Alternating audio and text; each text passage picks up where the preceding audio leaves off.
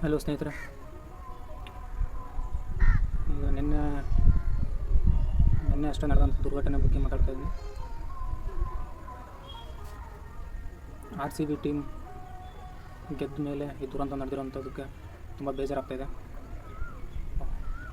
18 ವರ್ಷಗಳು ಆದಮೇಲೆ ಒಂದು ಕ್ರಿಕೆಟ್ ಟೀಮ್ RCB ಟೀಮ್ ಗೆದ್ದಿದೆ ಅನ್ನೋ ಒಂದು ಖುಷಿ ತುಂಬ ಇಡೀ ಕ್ರಿಕೆಟ್ ಬಗ್ಗೆ ಆಸಕ್ತಿ ಇರೋರಿಗೆ ಎಲ್ಲರಿಗೂ ತುಂಬ ಖುಷಿ ಅಂದರೆ ಖುಷಿ. ಎಲ್ಲರಿಗೂ ತುಂಬ ಹಬ್ಬ ರೀತಿಯ ಆಚರಣೆ ಮಾಡಿದ್ರು ಅದನ್ನು. ಅದರಲ್ಲಿ ನಾನು ಕೂಡ, ನನಗೆ ಕ್ರಿಕೆಟ್ ಬಗ್ಗೆ ಅಷ್ಟಾಗಿ ಆಸಕ್ತಿ ಕಡಿಮೆ ಅದ್ರ ಬಗ್ಗೆ, ಆದರೂ ಕೂಡ ನಾನು ಕೂಡ ಖುಷಿಪಟ್ಟಿವಿ. ನಾವು ಕೂಡ ಆದರೆ ಬೆನ್ನಲ್ಲೇ ಈಗ ನೋವು ಪಡುವಂಥ ಸ್ಥಿತಿಯಲ್ಲಿದ್ದೀವಿ.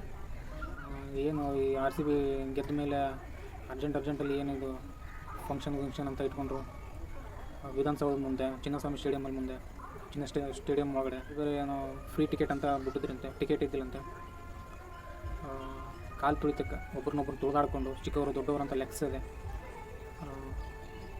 11 ಜನ ಸತ್ತೋಗಿದ್ದಾರೆ. 50ಕ್ಕಿಂತ ಹೆಚ್ಚು ಜನಕ್ಕೆ ಗಾಯ ಆಗಿದೆ.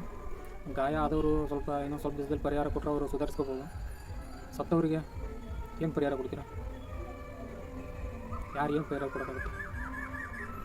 ಪರಿಹಾರ ಕೊಟ್ಟರು ಕೂಡ ಯಾರು ಈ ಮ್ಯಾನೇಜ್ಮೆಂಟ್ ಅವರೆಲ್ಲ ಯಾರು ಅರ್ಜೆಂಟಲ್ಲಿ ಏನು ಇದನ್ನ ಸನ್ಮಾನ ಕಾರ್ಯಕ್ರಮ ಇಟ್ಕೋಬೇಕು, ಅದು ಇಟ್ಕೋಬೇಕು ಅಂತ ಏನು ಸಡನ್ಲಿ ಡಿಸೈಡ್ ಮಾಡಿ ಈ ಒಂದು ಅನಾಹುತ ಕಾರಣ ಯಾರಾಗಿದ್ದಾರೆ ಅವ್ರು ಕೊಡಬೇಕು.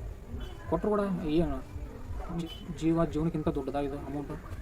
ಮತ್ತು ಒಂದು ಹೇಳೋ ಪರಿಹಾರ ಅನ್ನೋದು ಏನು ಕೊಟ್ಟರೆ ವೇಸ್ಟ್, ಏನು ಕೊಟ್ಟರು ವೇಸ್ಟ್. ಜೀವಕ್ಕಿಂತ ಯಾವುದು ದೊಡ್ಡದಲ್ಲ, ಜೀವನೇ ಮುಖ್ಯ ಫಸ್ಟ್ ಆಫ್ ಆಲ್. ಇನ್ನೂ 2-3 ದಿನ ಗ್ಯಾಪ್ ಬೇಕಾದ್ರೆ ಮಾಡಿದರೆ ಯಾರು ಬೇಡ ಅಂತಿದ್ರು ಆ ಫಂಕ್ಷನ್ನ. ಸನ್ಮಾನನಾದರೂ ಇಟ್ಕೊಳ್ಳಿ, ಏನು ಬೇಕಾದರೂ ಇಟ್ಕೊಳ್ಳಿ, ಒಂದು ಸಿದ್ಧತೆ ಅನ್ನೋದು ಇರುತ್ತೆ.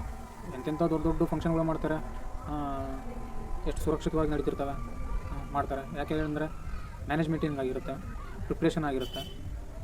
ಈಗ ಫಂಕ್ಷನ್ ಒಂದು ನಡೀತಾ ಇದೆ ಅಂದರೆ ಒಂದು 10 ದಿವಸದ ಮುಂಚೆ, ಒಂದು ವಾರದ ಮುಂಚೆ ಈ ರೀತಿಯೆಲ್ಲ ಪ್ಲ್ಯಾನ್ ಮಾಡ್ಕೊಂಡು, ಈಗ ಎಷ್ಟು ಜನ ಬರ್ಬೋದು ಕ್ಯಾಲ್ಕುಲೇಷನ್ ಮಾಡ್ಕೊಂಡು, ಕಂಟ್ರೋಲ್ಗೆ ಪೊಲೀಸರು ಸಿಬ್ಬಂದಿಗಳು ಎಲ್ಲರನ್ನೂ ಇಟ್ಕೊಂಡು ಒಂದು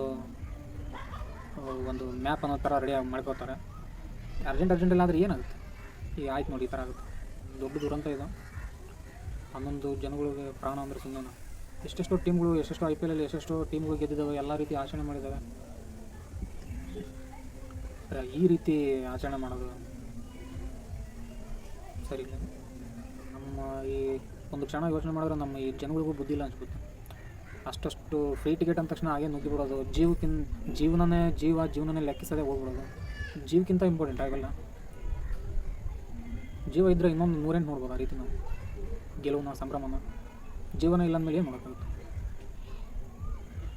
ಇದನ್ನು ಅರ್ಥ ಮಾಡ್ಕೋಬೇಕು ಜನಗಳು. ಅಭಿಮಾನ ಇರಬೇಕು, ಎಲ್ರಿಗೂ ಇರುತ್ತೆ ಅಭಿಮಾನ ಅನ್ನೋದು. ಆದರೆ ಈ ರೀತಿ ಮಂದಾಭಿಮಾನ ಅನ್ನೋ ಥರ ಇರಬಾರ್ದು. ಅಂಧಾಭಿಮಾನ.